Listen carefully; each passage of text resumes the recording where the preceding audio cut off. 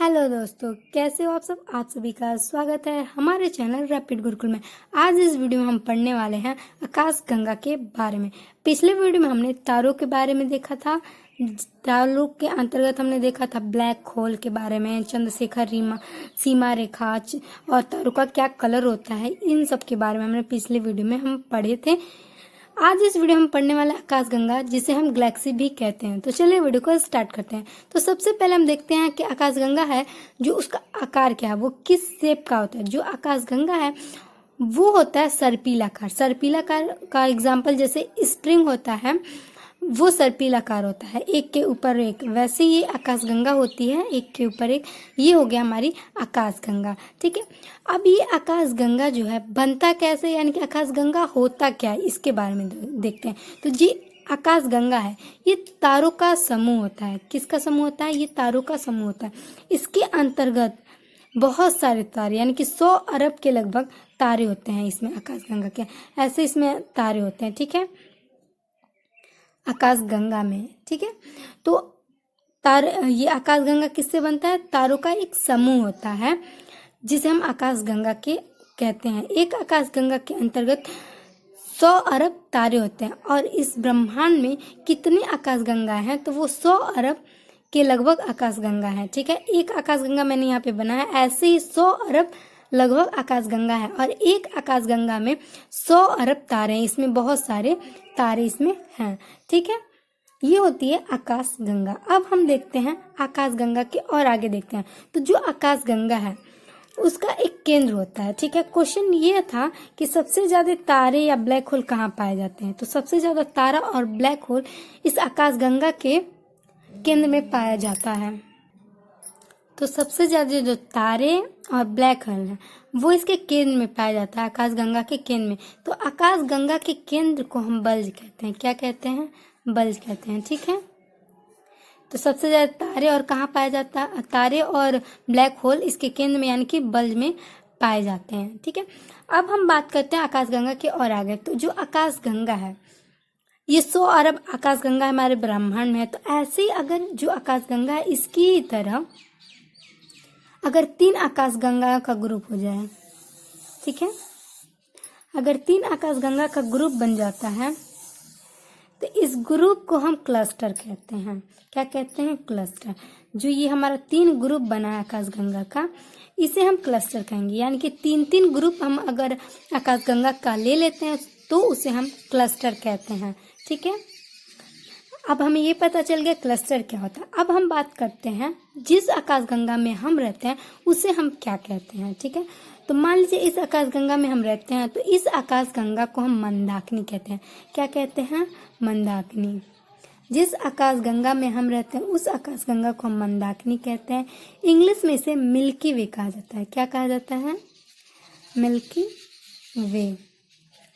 Milky वे और इसका एक और नाम है, उसका नाम है दुग्ध मेखला। मिल्क मीन्स दुग्ध, तो दुग्ध मेखला। ठीक है, तो जिस आकाश गंगा में हम रहते हैं उसे मंदाकिनी कहा जाता है। इंग्लिश में उसे मिल्की वे या फिर दुग्ध मेखला कहा जाता है। ठीक है, अब देखते हैं जो हमारी आकाश गंगा है उसके करीब में, जो सबसे करीब कोई आकाश गंगा होगा ही, तो उस आकाश गंगा को हम क्या कहते हैं? तो जिस हमारा जो आकाश गंगा है उसके सबसे करीबी जो आकाश गंगा है उसे हम देवयानी कहते हैं। क्या कहते हैं? देवयानी। इंग्लिश में इसे एंड्रोमेडा कहा जाता है। ठीक है, हमारी आकाश गंगा यानी कि मंदाकिनी के सबसे करीबी जो आकाश गंगा है उसका नाम है देवयानी। अब हम देखते हैं जो हमारी आकाश गंगा उसका दूसरा सबसे करीबी जो आकाश गंगा है उसे क्या कहते हैं? तो उसे हम कहते हैं NGC 33। क्या? NGC 33। ये 3 बस इम्पोर्टेंट है हमारे एग्जाम के लिए। ठीक है, जिस आकाश गंगा में हम रहते हैं उसे मंदाकिनी या मिल्की वे कहा जाता है। और हमारी मंदाकिनी के सबसे जो करीबी आकाश गंगा उसे देवयानी कहा जाता है। और हमारी आकाश गंगा के सबसे दूसरे स्थान पे जो है वो है NGC 33। तो ये इम्पोर्टेंट हो गया हमारी आकाश गंगा के बारे में, जितना इससे आएगा। अब और इसके आगे हम देखते हैं। ठीक है, अब हम देखते हैं जो सूर्य है वो मंदाकिनी का चक्कर कितने टाइम में लगाता है।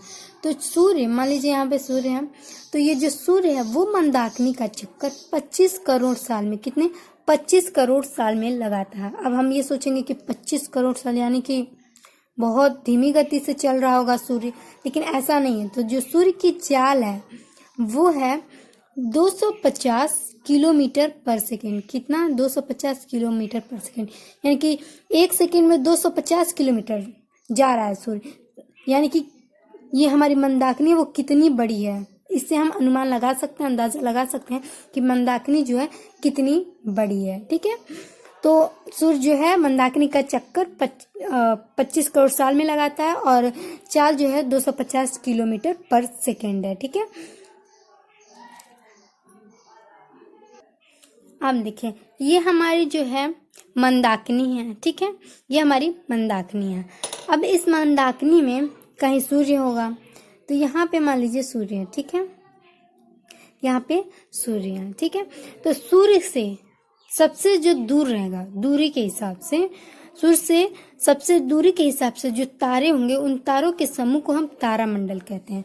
तो मान लीजिए सूर्य से दूरी के हिसाब से यहाँ पे तारों का एक समूह होगा, तो इसे हम, इस समूह को हम तारामंडल कहेंगे। क्या कहेंगे, तारामंडल। क्या कहेंगे, तारामंडल। तो इस तारामंडल के अंतर्गत टोटल 89 जो है तारे आते हैं।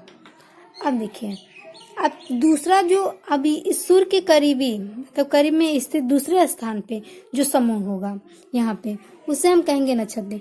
क्या कहेंगे, नक्षत्र। तो हमारे ब्रह्मांड में टोटल कितने नक्षत्र हैं, तो टोटल नक्षत्रों की संख्या 27 है। कितनी है, 27।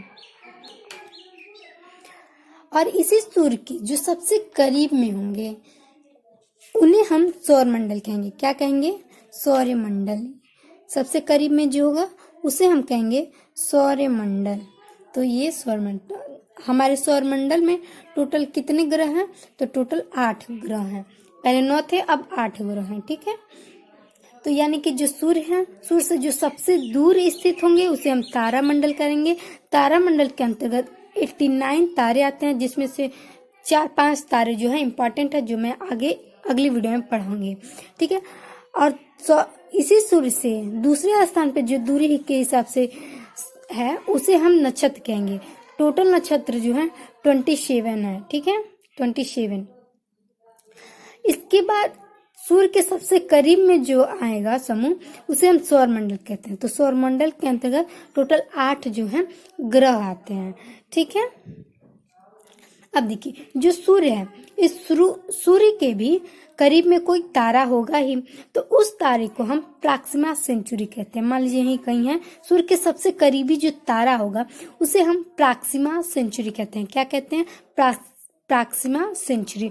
और जो हमारी पृथ्वी है, ठीक है, हमारी पृथ्वी के अंतर्गत आएगी, सौरमंडल के अंतर्गत हमारी पृथ्वी आएगी, इसी के अंतर्गत। तो जो हमारी पृथ्वी है उसके अंतर्गत, जो हमारी पृथ्वी है उसके सबसे करीबी जो तारा है वो सूर्य है। ठीक है, तो सूर्य के बारे में हम अलग से पढ़ेंगे। ठीक है, तो हमने पढ़ लिया तारामंडल, नक्षत्र और सौरमंडल, इसके बारे में हमने जान लिया।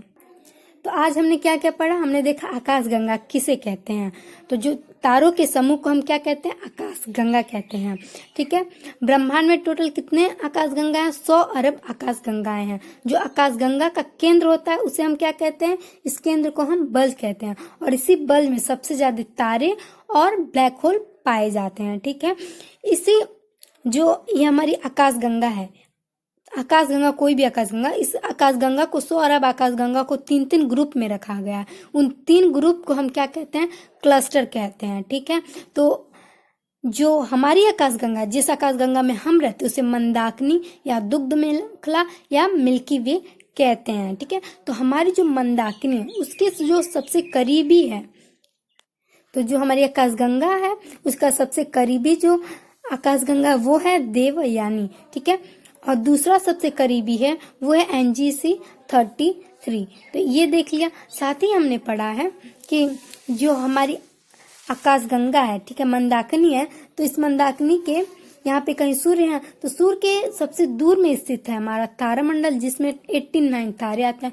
उससे सूर्य के दूसरे करीब में जो आएगा वो है नक्षत्र, जिसमें 27 नक्षत्र हैं और आते हैं सूर्य के सबसे करीब में जो आते हैं तारों का समूह, उसे हम सौर मंडल कहते हैं, जिसके अंतर्गत 8 ग्रह के बारे में हमें पढ़ना है। ठीक है, तो इस वीडियो में इतना ही, मिलते हैं अगली वीडियो के साथ, तब तक के लिए जय हिंद।